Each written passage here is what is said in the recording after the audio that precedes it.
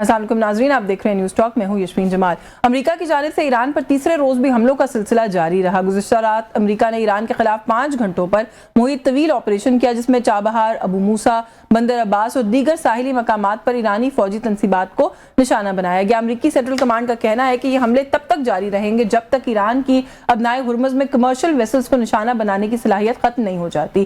امریکی فورسز کی جانب سے ان حملوں میں شدت امریکی صدر ڈونلڈ ٹرمپ کے اس بیان کے بعد سامنے آئی جس میں انہوں نے امریکہ کو ابنائے ہرمز کا محافظ قرار دیا ہے۔ امریکی صدر کا کہنا ہے کہ ابنائے ہرمز سوائے ایران سے تجارت کرنے والوں کے علاوہ باقی تمام صارفین کے لیے کھلی رہے گی، اور اس کے لیے کارگو کمپنیوں کو 20% معاوضہ ادا کرنا ہوگا، جو کہ دنیا کے اس خطرناک ترین خطے میں تحفظ اور سیکیورٹی فراہم کرنے کے لیے استعمال میں لایا جائے گا۔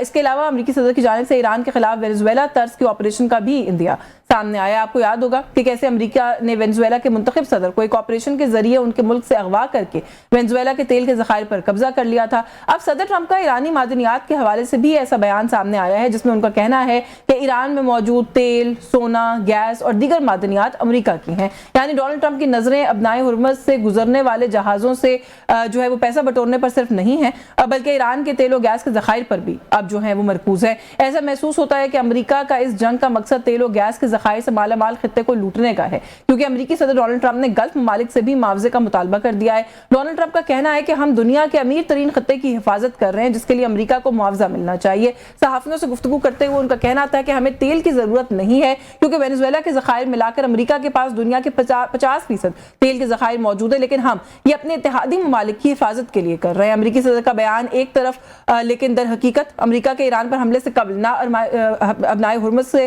تیل کی جو ترسیل ہے وہ بند تھی، اور نہ ہی ایران کی جانب سے گلف ممالک پر کسی قسم کے حملے کیے جا رہے تھے۔ جہاں تک بات ہے گلف ممالک کو تحفظ فراہم کرنے کی، تو ان ممالک میں قائم فوجی اڈے امریکی مفادات کے تحفظ کے لیے ہیں، نہ کہ ان ممالک کی حفاظت کے لیے، کیونکہ امریکہ کی جنگی پالیسیوں کے باعث بات اب ایران امریکہ تنازع سے آگے بڑھ گئی ہے، اور یمن میں موجود ہوتی باغیوں کی جانب سے سعودی عرب پر میزائل حملوں کا سلسلہ بھی شروع ہو گیا ہے۔ ساتھ ہی ان کی جانب سے باب المندب جیسی اہم آبی گزرگاہ کو بند کرنے کی دھمکیاں بھی سامنے آ رہی ہیں، جو کہ تیل کی سپلائی کے لیے ابنائے ہرمز کے بعد دوسری بڑی اہم گزرگاہ ہے۔ اگر اس جنگ کے نتیجے میں یہ گزرگاہ بھی بند ہو گئی تو اس سے دنیا میں تیل کی قیمتیں $200 فی بیرل تک پہنچنے کا جو خطرہ یا خدشہ ہے اس کا اظہار کیا جا رہا ہے۔ تو یہ کچھ ایشوز ہیں، یہ معاملات کہاں پر جائیں گے؟ کیا اب بھی اس سارے معاملے کے اندر پاکستان کا کوئی کردار باقی بچا ہے، یا کسی بھی اور میڈیٹنگ کنٹری کا کوئی کردار باقی بچا ہے کہ کچھ جو ہے وہ بیک ٹریک کرایا جا سکے؟ صورتحال سے بات کرتے ہیں۔ ہمیں پروگرام میں جوائن کیا ہے ماہر بین الاقوامی امور کے ڈاکٹر منور حسین صاحب نے۔ بہت شکریہ سر آپ کا، اپنے پروگرام میں وقت دیا۔ دفاعی تجزیہ کار ہیں بریگیڈیئر ریٹائرڈ حارث نواز صاحب موجود ہیں۔ سر بہت شکریہ آپ کا بھی، آپ کے وقت کے لیے۔ میں بریگیڈیئر صاحب سے آپ سے گفتگو کا آغاز کر لوں۔ بہت سارے معاملات ہیں، میں نے بھی ابتدائی میں بھی ان کی طرف اشارہ کیا، ان پر میں آتی ہوں، لیکن اگر فرسٹ کامنٹ سر آپ سے یہ لے لوں کہ ایم او یو ہوا، اس سے پہلے بہت سارے تجزیہ کاروں کا یہ خیال تھا کہ میکسیملسٹ اپوزیشنز دونوں پارٹیز نے اپنائی، لیکن اب اس پوائنٹ پہ دونوں پارٹیز کو سوٹ نہیں کرتا کہ جنگ جو ہے اس کو مزید جو ہے وہ ایکسٹینڈ کیا جائے۔ تو اب جو ہے پیس کو ایک چانس ملا ہے، تھوڑا سا بمپی ہوگی ہے رائڈ، لیکن اب دوبارہ جنگ کا آغاز نہیں ہوگا۔ لیکن سر ہم نے دیکھا کہ اب پھر سے ایکٹیو کانفلکٹ جو ہے وہ شروع ہو گیا۔ کس کو ذمہ دار سمجھتے ہیں دونوں پارٹیز میں سے آپ اس جنگ کو دوبارہ جو ہے وہ چھیڑنے کے لیے؟ دیکھیں، میں آئی پرسنلی فیل کہ جس طریقے سے پاکستان نے اتنی محنت کر کے آؤٹ آف دا وے جا کے ہمارے فیلڈ مارشل نے دن رات خلوص دل سے، خلوص نیت سے، سنسیرٹی سے امریکن پریزیڈنٹ سے بات کی، ان کے وائس پریزیڈنٹ سے بات کی، ایرانی لیڈرشپ سے بات کی، سعودی لیڈرشپ سے بات کی، قطر کی لیڈرشپ سے بات کی، ایون ترکی کی لیڈرشپ سے بات کی، ایجپٹ کے، بات یہ کہ اتنے مشکل کام کرے جو دنیا نہیں کر سکی وہ ہم نے کر کے دکھا دی۔ معاہدہ کے اسلام آباد اکارڈ سائن کر لیا۔ اس کے بعد دیکھیں ایران بیسیکلی آئی فیل کہ ایران بہت اپر گراؤنڈ پہ تھا۔ ایران بینیفیشری ہے اس معاہدے کا، کیونکہ دیکھیں انہوں نے یہ کہا کہ ہم سینکشن بھی ریلیز کر رہے ہیں، اس کے بعد ہم ان کے جو فیسز ہے وہ ریلیز کر رہے ہیں، سینکشن ختم کر رہے ہیں، ہم ایران کو آئل اور گیس مارکیٹ پرائز پر دنیا میں جس کو مرضی بیچ دیں، جب تک ہم نیگوشیشن کر رہے ہیں وہ بیچ سکتے ہیں۔ $300 بلین کو جو انفراسٹرکچر نقصان ہوا تھا وہ بھی انہوں نے کہا جی ہم پورا کر کے دیں گے، جہاں سے بھی ہم لے کریں ممالک سے کر کے دیں گے۔ What else Iran needs? بات یہ کہ ایران کو سمجھ ہونا چاہیے کہ یہ اس میں گھاٹے کا سودا امریکہ کا تھا۔ بالکل اسرائیل نے امریکہ کے پیچھے لگا ہوا تھا کہ جی آپ نے غلط کیا، آپ نے ایران کو چھوڑ دیا، ایران کو ملیٹریلی 0/0 کرے، اس کی بالکل ملٹری پاور ختم کر دے، تاکہ اسرائیل کو ہمیشہ کے لیے ایران کا تھریٹ ختم ہو جائے۔ اور جب وہ جاتا ہے مڈل ایسٹ کی طرف اپنے جو ہے گریٹر اسرائیل کے خواب پورا کرنے کے لیے، تو اس وقت ایران کا ڈر کوئی نہ ہو. لیکن اس کے بعد امریکن عوام بڑا شور، وہ کہہ رہے تھے آپ نے کیوں اٹیک کیا، آپ نے کیا اچیو کیا، اتنا $1 بلین کا نقصان گین، سوائے ایک اس شکتی کے نیوکلیر کے ہم ایران کو ڈی نیوکلرائز کر دیں گے. یہ ایک ان کا پوائنٹ تھا جس کے لیے ایک ٹیکنیکل ٹیم علیحدہ فارم کی گئی تھی. اس کے بعد اب ان کے بعد اس کے بعد اسرائیل چاہ رہا تھا کسی طرح سے لڑائی دوبارہ ہو. ایران نے، آپ کو یاد ہے، پہلے ایک جہاز پہ، سنگاپور کے جہاز پہ ڈرون فائر کیا، اس کو نقصان بچایا، جس پہ امریکن نے سینٹ کام نے ریٹیلیٹ کیا اور 80 کے ٹارگیٹ پہ جا کے نقصان مارا. پھر ایران نے کیا. اس کے بعد پھر میرے خیال میں ہمارے فیلڈ مارشل نے اور قطر نے جو سعودی عرب بات کی وہ کافی حد تک ڈیفیوز کیا. اگین اب جو سعودی عرب کا، قطر کا جہاز جو تھے وہ یہاں پر آئے، بجائے اس کے کہ آپ ان کو ان کے آپ کو ڈائریکٹ کمیونیکیشن ہے. ہم ایرانی فارن منسٹر کے، سعودی عرب کے فارن منسٹر سے بات کر کے، قطر کے فارن منسٹر سے بات کر کے ان جہازوں کو واپس کروا دیتے اور وارننگ شاٹ فائر کر دیتے جی کہ ہم آپ لے جائیں ورنہ ہم نقصان کریں گے. اور پاکستان میڈیشن میں ہے، پاکستان سے بات کر کے جی آپ امریکہ سے بات کریں یا سعودی عرب سے بات کریں یا قطر سے بات کریں تاکہ یہ سچویشن ایسکلیٹ نہ کرے. آپ نے کیا حاصل، ان کو بہانا چاہیے تھا، اسرائیل کو بھی اور امریکہ کو بھی، اور وہ بہانہ جو وہ ایران نے دے دیا. اور آپ نے بڑا یہ درست کہا ہے کہ بڑا ایک اپر ہینڈ تھا ایران کا جب یہ MOU بھی سائن ہوا. ڈاکٹر صاحب would you agree with this کہ اپر ہینڈ بھی تھا اور یہ نظر آ رہا تھا کہ میدان جنگ میں امریکہ کچھ نہیں بگاڑ سکا، ایران کا میز پر آنا پڑا. اچھا، میز پر بھی بہت کچھ ایسا ہوا، فروزن ایسٹس کی بات کریں آپ، بہت سارے اور معاملات ایسے جو کہ ایران کے لیے صرف ون ون تھا. تو یہ اب بہت سے لوگ جس طرف سے دیکھ رہے ہیں وہ یہ کہتے ہیں کہ یہ جو آغاز ہے نا، یہ دوبارہ یہ ایران کے کھاتے میں جائے گا. پہلے تو بہت شکریہ یشفین آپ کا، برگیڈی صاحب کو سلام، آپ کی ٹیم کو، آپ کے دیکھنے والوں کو وعلیکم السلام. دیکھیں، we are living in a multi civilizational world جہاں پہ ویسٹرن سویلائزیشن ڈکلائن کر رہی ہے and all other civilizations are coming up, اور یہ برداشت نہیں ہو رہا. اور گرام ایلیسن نے ایک کتاب لکھی ہے جس میں 16 کیسز اس نے رکھے ہیں، جس کے مطابق وہ یہ سمجھتے ہیں کہ سوائے 3 کیسز کے جب پاور ٹرانسفر ہوتا ہے تو ہر جگہ بڑی جنگ ہوئی ہے. ان ایک کیسز میں جو برطانیہ سے پاور امریکہ ٹرانسفر ہوا ہے وہ ایک مثال ہے. ویسٹ جو ڈکلائن کر رہا ہے، جس کو امریکہ لیڈ کر رہا ہے، it is because of 3 important reasons. Number 1 یہ کہ ویسٹ 1991 کے بعد اس نے سمجھا کہ وہ اینڈ آف ہسٹری ہو گئی اور ہم جیت چکے ہیں، اور وہ سو گئے. جبکہ چائنا میں اکنامک کرائسس آیا، انہوں نے کہا انف از انف اور ہم we have to rebuild our economy. اور پھر آپ نے دیکھا چائنا کا رائز، رشیا کی resurgence, South Africa, Turkey, Pakistan نے مڈل رینج پار کی کیپیبلٹی حاصل کی. دوسرا یہ کہ یہ ٹریگر ہیپی اپنے آپ کو انہوں نے ثابت کیا. ٹریگر ہیپی کیا کہ یعنی وہ سمجھتے کہ جو لبرل فلسفی and model economic and political ہے، بائی فورس ہم نے بندوق کے زور پہ اس کو پھیلانا ہے. عراق کی جنگ دیکھ لیجئے، لیبیا، سیریا، یمن، ایک پوری لسٹ ہے آپ کے پاس. تیسرا وہ یہ سمجھتے ہیں کہ لیڈرز کہ جو ہم کر رہے ہیں بالکل ٹھیک کر رہے ہیں، جبکہ ان کی عوام سمجھتی ہے کہ ہم میریٹوکریسی کو فالو کرتے ہیں، ہم دنیا میں لا ابائڈنگ ہیں، ہیومن رائٹس کا خیال کرتے ہیں، جبکہ IMF اور ورلڈ بینک کی لیڈرشپ اب بھی امریکنز اور برٹشرز کے پاس ہے، کسی اور کے پاس نہیں. ایران کا مسئلہ کیا ہے؟ ایران کا مسئلہ یہ کہ وہ جو ویسٹرن اسٹرکچر تھا 1979 کے اندر اسے چیلنج کیا. اس سے پہلے موجود تھا، آپ کو یاد ہوگا مصدق ریولوشن آیا، اس سے پہلے چلا جاتا. آذربائیجان اس سے زبردستی چھینا گیا 1940 میں. 1971 میں بحرین اس کا حصہ تھا، زبردستی چھینا گیا. اور پھر مصدق کا ریولوشن آیا، اس کو زبردستی کو کروایا گیا اور رضا شاہ پہلوی کو لایا گیا. ایرانی قوم نے دوبارہ اٹھی اور ایک ریولوشن لائی، جو امریکن ٹوین پلر اسٹریٹجی تھی اسے انہوں نے ختم کر دیا. اب اس ٹوین پلر اسٹریٹجی کو ری انفورس کرنے کے لیے ایران عراق جنگ، سینکشنز ڈیمنائز کرنے کے لیے پروپیگنڈا، پھر 12 دنوں کی جنگ، پھر 40 دنوں کی ایرپا، پھر بلاکیٹ. اب اس میں ہوا کیا ہے؟ ہوا یہ ہے، مان لیا کہ ایران نے یہ غلطی کی ہے کہ اپنے دوست ممالک جنہوں نے اسٹریٹجک ریسٹرنٹ شو کیا، جنہوں نے آپ کی میڈیشن کروائی، اس پہ آپ کو ہاٹ لائن پہ رابطہ کرنا چاہیے تھا. لیکن آن دا ادر سائڈ یہ بھی تو ہے نا کہ امریکنز کو کس نے کہا کہ اگر ایران نے 2 ویسلز پہ حملہ کیا ہے तो आप डिस्प्रोपोर्शनेट हमला करें और एक दिन 71 हमले, दूसरे दिन 85 हमले, इनसाइड जाके आपने हमले किए। नहीं, वो तो जो बिगड़ी साहब बात कर रहे हैं वो बिल्कुल ठीक बात नहीं है सर, कि वो तो मौके की तलाश में थे। इजराइल की कांस्टेंट देखे ना, इजराइल एक कांस्टेंट स्पॉइलर का रोल प्ले कर रहा था, हमें पता था वो, और कामयाब होने के लिए प्लेट पे रख के ईरान ने दे दिया। यशवीन, उसमें जो प्रॉब्लम है ना, देखें उसमें स्ट्रेटेजिक रेस्टोरेंट अमेरिका के पास कोई वायबल ऑप्शन नहीं है, बड़ी उसमें, इसमें अब डिटेल में नहीं जाऊंगा बिकॉज फिर सवालात होंगे तो आगे हम बात करेंगे। क्यों अमेरिका इस वक्त डिफीटिंग पोजीशन पे है, और उसमें वजह ये है कि जो ईरान के अंदर जो दो रिफॉर्मिस्ट और हार्ड लाइनर्स हैं, हार्ड लाइनर्स का जो पर्सपेक्टिव था वो वही था जो 40 साल पहले खुमैनी साहब ने दिया था कि अगर अमेरिका इजराइल कलमा भी पढ़ देना तो हम समझेंगे ये हमारे ऊपर टोपी डाल रहे हैं, तो वो यकीन नहीं करे। अब उनका जो आइडिया था वो रीइंफोर्स हो गया ना, जो रिफॉर्मिस्ट ने, पाकिस्तान ने, बाकियों ने कोशिश की, उस पर पानी फिर गया। तो मेरा ये ख्याल है कि प्रेसिडेंट ट्रंप ने डेलिबरेटली इस डील को हाथ से निकाला है, और ये जो डिक्लाइनिंग सिविलाइजेशन, अब देखिए फायदा किसको हो रहा है? खित्ते को नहीं हो रहा, पाकिस्तान को नहीं हो रहा, ईरान को नहीं हो रहा, खुद अमेरिका को नहीं हो रहा। फायदा किसको होगा? अल्टरनेटिव पावर्स को हो रहा है। मेरा ख्याल में ब्रॉडर कैनवास के अंदर Americans they fail to understand कि जो डिक्लाइन है उसको उन्होंने स्पीड अप कर दिया। सर मुझे ब्रेक लेनी है, ब्रेक से वापस आके कुछ बात करते हैं। ये जो अभी खबरें आ रही हैं और जो मैंने अभी इब्तिदाई में भी बात की है, जो टोल लेने की बात की जा रही है बनाए हुर्मुज़ की, थोड़ा सा उस पर भी बात करेंगे। इस ब्रेक के बाद हमारे साथ रहिएगा।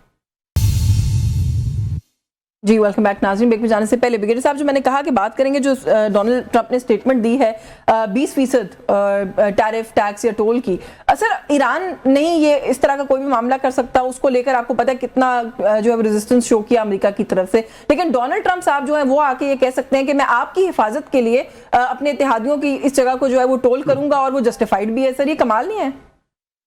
देखिए बात ये कि जिसका एरिया है, हाँ। आप उसको कह रहे हैं तुम नहीं कुछ करोगे, हाँ। एंड देन आप जाके देखें तो आप बड़े मदद से जाके कह रहे हैं मैं 20% दूंगा, और वो भी चाइना से, जो इन ममालिक से। आई मीन ये कहाँ की कोई ये पोलिसमैन है? आपको किस तरह का इस की सिक्योरिटी करने के लिए? डेढ़ खलीजी ममालिक को आपने लेट डाउन किया, उनको आपने सख्त शर्मिंदा किया, आपने $3.3 ट्रिलियन का वेपन एमुनिशन ला के उनसे खरीदवाया, उनकी सिक्योरिटी का किया, सारा कुछ किया, और आपने जब वक्त आया तो जाके इजराइल की सिक्योरिटी लेके इनको छोड़ दिया। वो अब आपसे दूर निकलना चाह रहे हैं। आपको कौन कह रहा है सिक्योरिटी प्रोवाइड करे? When Iran is sufficient to provide security, अगर चाहिए भी है तो मेरे ख्याल में बेस्ट मैनेजमेंट हो सकती है। ओमान, ईरान एंड खलीजी ममालिक आपस में they can find a way out, एक मैनेजमेंट मैकेनिज्म बनाएं जिसको ये ensure, then that's what is America got to do it. ममीन आप सिर्फ मकसद यही है कि आपने ईरान की हर चीज पे कब्जा करना है। जी वो तो सर देखिए ना, इन सो मेनी वर्ड्स उन्होंने कह दिया कि ऑयल, सोना, खाना, गैस सब जो है वो हमारा है। सो द पॉइंट इज कोई लिमिट है, मतलब दिस जेंटलमैन ये अमेरिका को भी एम्बैरस कर रहा है, और पूरी दुनिया खामोश तमाशाई बनी हुई है। इसलिए might is right. I think China को भी, अभी रशिया भी, they have to move forward, they have to show some teach, ये इतना दिखाएं कि we don't accept this nonsense आपने। और ये किसी हालत में ईरान को मजबूर नहीं कर सकते, वो बहुत रेजिलिएंट कौम है, उन्होंने करके दिखा दिया। स्ट्रेट ऑफ हॉर्मुज़ पे ईरान, इजराइल, ये अमेरिकन अपना इन्फ्लुएंस नहीं कर सकते, गलत फहमी में। वो उनके पास, उन्होंने इतनी तैयारी की हुई है, उनके पास supersonic, hypersonic, cruise missile, drone, उन्होंने फुल तैयारी की हुई है। They can play hell with Israel अगर मजबूर करेंगे तो। बात यह है कि आपको ने एक मुआहदा किया, उन्होंने, ठीक है बिल्कुल मैं कहता हूँ गलत किया, नहीं करना चाहिए, और ईरान को अभी भी समझ आनी चाहिए, डोंट गो फॉर प्रोवोकेशन। अपने रेडिकल जो IRGC के लोग हैं उनको आप काइंडली अपने हुकूमत में अंडरस्टैंडिंग डेवलप करें। आपको चाहिए था इस वक्त ये बजाय इन पर टोन मारने कि आप खामोशी से 3 पार्टी जो आपकी टेक्निकल टीम में बैठते, मुज़ाकरात शुरू करते, आपकी सैंक्शन खत्म हो गई थी, आप ऑयल गैस बेच रहे थे, इसका इफेक्ट जो लेके जाते अवाम को देते इकोनॉमिक फायदा, बिल्कुल उससे अवाम का और हुकूमत का आपस में कॉन्फिडेंस बिल्ड होता है कि देखो जी हमें वाकई अब हमें फायदा मिलना शुरू हो गया, تو ہمیں ٹرسٹ بالکل بالکل اس اپر ہینڈ کو اپنے اکنامک اپلفٹ کے لیے استعمال کرتے ہیں، لیکن آپ نے بالکل درست کہا کہ دے گیو ان ٹو پرووکیشن، جو کہ نہیں کرنا چاہیے تھا. اچھا ڈاکٹر صاحب، یہ ایک تو میں نے بریگیڈیئر صاحب سے سوال پوچھا، لیکن یہ کتنی انٹرسٹنگ بات ہے کہ جب تک امریکہ حملہ آور نہیں ہوا تھا ایران پر، اس سے پہلے ابنائے ہرمز کوئی مسئلہ نہیں تھا، وہاں پہ سیکورٹی کا ایشو کوئی کنسرن نہیں تھا، کوئی بھی ملک ایک خطے کے اندر دوسرے ممالک کی اسپیسیفک مقامات پر اٹیک نہیں کر رہا تھا، کوئی سیکورٹی سچویشن نہیں تھی. آپ وہ سیکورٹی سچویشن خود کریٹ کرتے ہیں اور پھر کہتے ہیں کہ میں آپ کا سیویئر ہوں، آپ مجھے پے کریں، میں آپ کی حفاظت کروں. یشوی، دس از ویری انٹرسٹنگ اسٹوری کہ القاعدہ داعش کس نے بنائی، پھر پرابلم بنایا، پھر ان کے بہانے آپ آئے. جو کینٹ کی اسٹیٹمنٹ دیکھ لیجئے، تلسی گیبارڈ کے دیکھ لیجئے، جیک سلیون کی جو ای میل ہے کلنٹن کی، ایگزیکٹلی یہ ان کا یہی تو امپیریل آپ کو کلٹ اینڈ بیہیویئر نظر آ رہا ہے کہ کس طرح سے آپ نے چھوٹے ممالک اور گلوبل ساؤتھ کو ایکسپلائٹ کرنا ہے. سوال یہ ہے کہ میں نے جو پہلے مثال دی I M F and World Bank جو ہیں، یہ تو دنیا کے ادارے ہیں نا، انٹرنیشنل انسٹیٹیوٹ ہیں، اس میں صرف امریکنس اور برٹشرز کا حق ہے یا پوری دنیا کا حق ہے کہ وہ اس کے ہیڈ بنے؟ یہ بنیادی سوال یہ ہے. اس کے ساتھ میں یہ بھی کہوں گا، دیکھیں ایران کو بالکل بریگیڈیئر صاحب نے صحیح فرمایا کہ یہ جو ہرمز کا، انہوں نے مجھے بڑی اچھی لائن ان کی لگی کہ یہ جوائنٹ وینچر ہونا چاہیے، یہی اس کا حل ہے. اچھا، اسٹیٹ آف ہرمز کے بارے میں یہ کلیئر ہے سب کو، خود امریکنز اینالسٹ کو کلیئر ہے کہ ایران اس کو کبھی گیو اپ نہیں کرے گا. وائی؟ بیکاز بارہا جب اس پہ حملہ ہوا اور جے سی پی او میں نیوکلیر پاورز نے، پرماننٹ ممبرز نے، یونائٹڈ نیشن نے گارنٹی دی اور وہ 2 سال نہیں چلا، تو اور کون ہے جو وارنٹی اینڈ گارنٹی دے گا؟ تو وہ یہ سمجھتے ہیں کہ یہ وہ لیوریج ہے جس کے ذریعے سے ہم دنیا کو روک سکتے ہیں. اور صرف معاملہ آئل اینڈ گیس کا نہیں ہے، ٹریلینز آف ڈالرز کا نیچے انٹرنیٹ ڈیٹا جا رہا ہے، جس کو اگر کٹ آف کر دے تو یہ دنیا ہل کے رہ جائے گی. اور پھر آپ نے دیکھا باب المندب کا، آپ نے اپنے انٹرو کے اندر ذکر کیا، وہ بھی ان کے ہاتھ میں. ایک اور پوائنٹ جو میں آپ کے سامنے رکھنا چاہوں گا، دیکھیں جو ڈی فریز ایسٹس تھے، ایک پینی ایران کو اب تک نہیں ملی اس معاہدے کے بعد. Article 1، article 5، article 9 of the memorandum of understanding وہ بھی وائلیٹ ہوئی، جہاں پہ ایران کو نہیں کرنا چاہیے تھا، چونکہ ہم نے بڑی اس پہ محنت کی تھی، جس طرح بریگیڈیئر حارث صاحب نے فرمایا. اسی طرح جی سی سی ممالک کو بھی یہ چاہیے تھا کہ آپ نے 4 مہینے اسٹریٹجک ریسٹرنٹ دکھایا، تھوڑا سا اور دکھا دیں، اور اگر آپ کو جانا ہی تھا تو آپ ایرانی روٹ لے لیتے. اگر چلیں آپ دوسرا ہی روٹ لینا چاہتے ہیں، الٹرنیٹو جو امریکنز نے قائم کیا اور نیول آپ کو اسکورٹ دے رہے تھے، تو ایران کے ساتھ ہال نائٹ میں آپ ہی رابطہ کر لیتے. اب دیکھیں نقصان کس کا ہوا، کس کا ہو رہا ہے؟ یہ تو پوری ریجنل وار میں نا، جو ایران کی ریٹیلیشن ہے وہ گریس سے لے کر آپ کے لیبنان تک جا رہی ہے، 6-8 ممالک کے اوپر. اور میں آخری جملہ صرف یہ کہوں گا، مجھے شک ہے کہ یہ ایکسٹرا ریجنل وار میں کنورٹ ہوگی، بیکاز جو انڈینز نے جو نیوکلیر وار ہیڈز لگائے ہیں اس موقع اس ٹائمنگ کے اوپر، یہ کچھ اور سگنلنگ دے رہے ہیں، اور بلوچستان کی جو کنڈیشن خراب ہو رہی ہے یہ کچھ اور سگنلنگ دے رہا ہے. تو میرا خیال یہ ہے کہ جس طرح ہم پہلے بھی کانفلکٹ ایکسپانڈ کر رہا ہے، اور مجھے لگتا ہے کہ یہ جو پہلے مئی والا ایپیسوڈ ہے نا 2025 جس میں ہم نے ان کو دھول چٹائی ہے، اس کے بعد ایران کے اوپر زور آزمائی، یہ کنیکٹڈ ہے. میں کوئی کامنٹ لے لوں بریگیڈیئر صاحب سے کہ آپ ایک تو یہ ڈاکٹر صاحب نے جو بات کی would you agree with this کہ آپ کو لگتا ہے یہ ایکسپینڈ کرے گا؟ اور آپ سے ضروری جو بات پوچھنا چاہ رہی ہوں وہ یہ کہ پاکستان ابھی بھی، یا جو دوسرے میڈیٹرز ہیں وہ ابھی بھی آپ سمجھتے ہیں کہ کوئی ایسے پاور ٹولز ہمارے پاس موجود ہیں کہ ہم ابھی بھی ایک کوشش کر کے دیکھ لیں، شاید ہی واپس مذاکرات کی میز پر آ جائے اور اس وقت یہ جو ایکٹیو وار دوبارہ سے چھڑ گئی ہے وہ ختم ہو جائے؟ دیکھیں مڈل ایسٹ کو چاہیے تھوڑا سا they should show some water in دی نیز، کہ ان کو چاہیے، ان کو افیکٹ ہو رہا ہے. نقصان کس کا ہے؟ مڈل ایسٹ کا اور ایران کا. آپ مل جائیں، آپ جب تک ایران اور مڈل ایسٹ اکٹھے نہیں ہوں گے، نہ اسرائیل کو سارٹ آؤٹ ہوگا نہ امریکہ سارٹ آؤٹ ہوگا. یہ صرف یہ فیلڈ مارشل نے اتنا بڑا کارنامہ کیا تھا کہ ایران کو بھی سمجھایا اور مڈل ایسٹ کو سمجھایا، خدا کے لیے سیکٹیرین لڑائی مت کرو، اپنے کو سیلف ڈسٹرائے مت کرو، اسرائیل کا خواب گریٹر اسرائیل کا پورا ہو جائے گا. یہی اب ہونے، آپ 2 سال 3 سال کا بعد دیکھ لیں، ایران قریب اکٹھے ہوں گے اور یہی کاؤنٹر کریں گے اسرائیل کو. That is the only solution available in کے پاس، اور یہی اسٹیٹ آف ہرموز کو مانیٹر کر لیں تو everything is out. And خلیج اور ایران شوڈ سے we will monitor Hormuz, we want American to go. Why you want to come تھانے تو آپ کہتے ہیں 20% میں یہاں سے وہ پیسہ لوں گا. What for? Who is asked you? That's the problem. تو اپنے مسائل اگر اکٹھے ہو کے سیدھا کر لیں تو میرے خیال ہے مسئلے حل ہو جائیں گے. بہت شکریہ سر آپ کا, اپنے پروگرام میں وقت دیا. بریگیڈیئر ریٹائرڈ حارث نواز صاحب موجود تھے. Thank you so much. Doctor Munawar Hussain صاحب سر آپ نے پروگرام میں وقت دیا. ویورز یہاں پہ ایک بریک کا وقت ہو رہا ہے, ہمارے ساتھ رہے گا. جی ویلکم بیک ناظرین. پروگرام کے اس حصے میں بھی بات کریں گے ایران امریکہ تنازع جو دوبارہ سے ہم دیکھ رہے ہیں کہ جو کانفلکٹ ہے وہ ایکٹیو ہو گیا. ہمیں پروگرام میں جوائن کیا ہے اقوام متحدہ میں سابق مستقل مندوب ہیں, پاکستان کے سابق سفیر ہیں امریکہ اور چین, سردار مسعود خان صاحب نے. بہت شکریہ سر آپ کا, آپ نے پروگرام میں وقت دیا. سر دوبارہ سے ایک مرتبہ وہ جو امیدیں تھیں کہ ایک ایم او یو ہو جائے گا اور اس کے بعد یہ جو 60 ڈیز کا ایک ونڈو ہے یا بریکٹ ہے اس میں کوئی سسٹینیبل اگریمنٹ جو ہے وہ بھی سامنے آ جائے گا اور دوبارہ سے جنگ کا آغاز نہیں ہوگا, وہ امیدیں سر کچھ لوگوں کی جو ہیں وہ دیکھا کہ پوری نہیں ہوئی ہیں. کس طرح سے آپ صورتحال کو دیکھ رہے ہیں؟ میں سب سے پہلے تو آپ سے یہی پوچھنا چاہوں گی کہ آپ سمجھتے ہیں کہ پاکستان یا دیگر جو کچھ اور میڈیٹرز ہیں ہمارے پاس ابھی بھی کوئی ایسے ٹولز رہ گئے ہیں سر کہ ان پارٹیز کو دوبارہ ٹاکنگ ٹیبل پر لے کے آیا جائے؟ بہت بہت شکریہ مجھے یہ موقع دینے کا. سب سے پہلے تو میں یہ کہوں گا کہ آپ کے جو آخری سوال کا پہلے جواب دے دیتا ہوں, وہ یہ ہے کہ اس وقت جو ہے چونکہ کشیدگی بڑھ رہی ہے, اور یہ کشیدگی صرف جو ہے اس خطے کے لیے نہیں, صرف ایران اور امریکہ کے لیے نہیں, خلیجی ریاستوں کے لیے نہیں, مشرق وسطیٰ کے لیے نہیں, ساری دنیا کے لیے بہت خطرناک ہے اور تشویشناک ہے. تو اس وجہ سے اس وقت اگر کوئی گنجائش نہیں بھی ہے تو جو میڈیٹرز تھے ان کو اپنی کوششیں تیز تر کرنی چاہیے. سر فہرست ہے پاکستان, پھر قطر ہے, عمان ہے, پھر جو ہے ایک علاقائی گروپ بھی پاکستان نے بنایا تھا, بالخصوص میں ذکر کروں گا سعودی عرب کا, ترکی کا, مصر کا. تو میرا خیال ہے کہ ان کے رابطے جاری ہیں. پاکستان متحرک ہے. آپ نے دیکھا ہوگا کہ پاکستان نے صدر پزشکیان سے بات کی ہے, یعنی مطلب وزیر اعظم نے صدر پزشکیان سے بات کی ہے.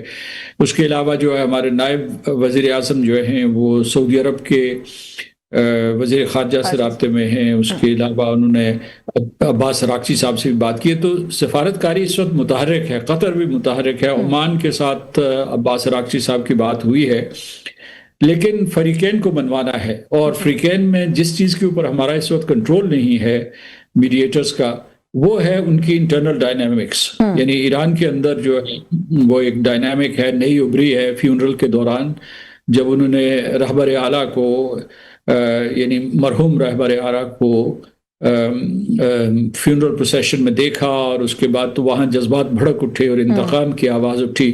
ادھر جو ہے صدر ٹرمپ کے اوپر یہ تنقید ہو رہی ہے کہ انہوں نے یہ مفاہمتی یادداشت کے اوپر دستخط کر کے کمزوری کا ثبوت دیا ہے اور ساری رعایتیں ایران کو دے دی ہیں. تو اور یہ وہاں ان کی اپنی جو نہ صرف اسرائیلی لابی جو وہاں بہت متحرک ہو گئی ہے, بلکہ اسرائیل خود بھی بہت برہم ہے اور صدر ٹرمپ سے ناراض ہے.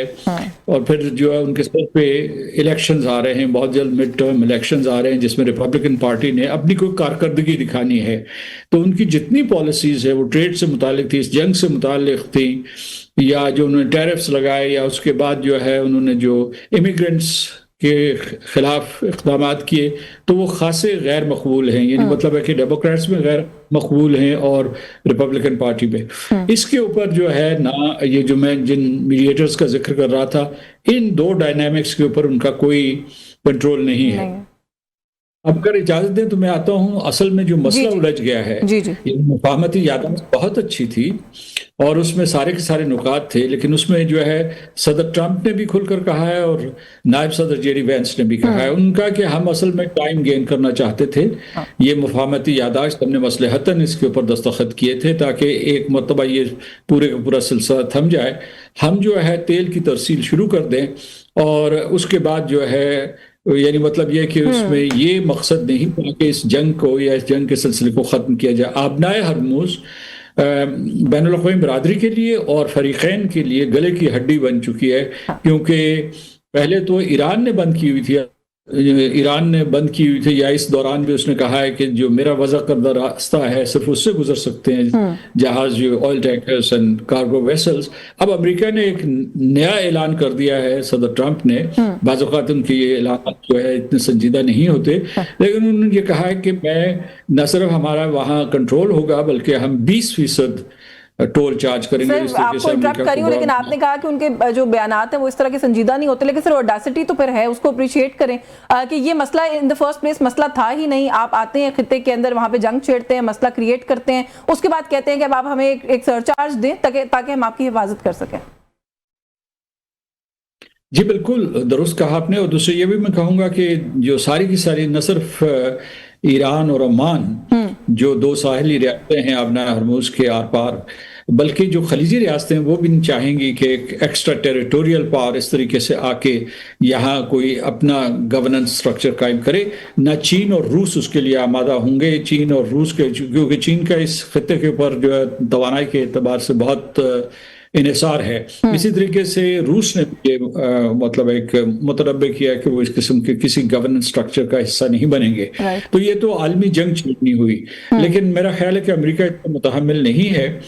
دوسری چیز یہ ہے کہ جو مطلب مایوسی کی بات ہے کہ مفاہمتی یادداشت میں جو بھی سمجھوتے ہوئے تھے وہ سارے کے سارے ختم ہو چکے ہیں. اس وقت ختم نہیں تو معطل ہو چکے ہیں. مثال کے طور پر ایران کو جو ہے یہ وعدہ کیا گیا تھا کہ معاشی پابندیاں نہیں لگائی جائیں گی 60 دن کے اندر، وہ دوبارہ سے لگ گئی ہیں. ان کو تیل بیچنے کی اجازت دے دی گئی تھی، وہ ختم کر دی. آبنائے ہرموز کے اوپر جو ہے ایران کا کنٹرول ہے. اس وقت جو ہے پچھلے 24 گھنٹے میں کوئی ایک دن 4 جہاز گزرے ہیں، دوسرے دن جو ہے 5 جہاز گزرے ہیں. اور پھر جو ہے امریکہ نے یہ بھی اعلان کر دیا ہے کہ بلاکیڈ ہوگا، جو بلاکیڈ اس نے اٹھانا تھا. اچھا سر، آپ نے اپنے گفتگو کی ابتدا میں سر ایک بات کہی نا، آپ نے کہا کہ یہ خالی ایران اور امریکہ کا مسئلہ نہیں ہے، یہ مسئلہ ایکسپینڈ ہوگا. تو سر یہ ایکسپینشن کے پوائنٹ آف ویو سے ہی پوچھ رہی ہوں کہ پہلا بڑا میجر ہوتی میزائل اٹیک ہوا ہے سر سعودی عرب کے اوپر.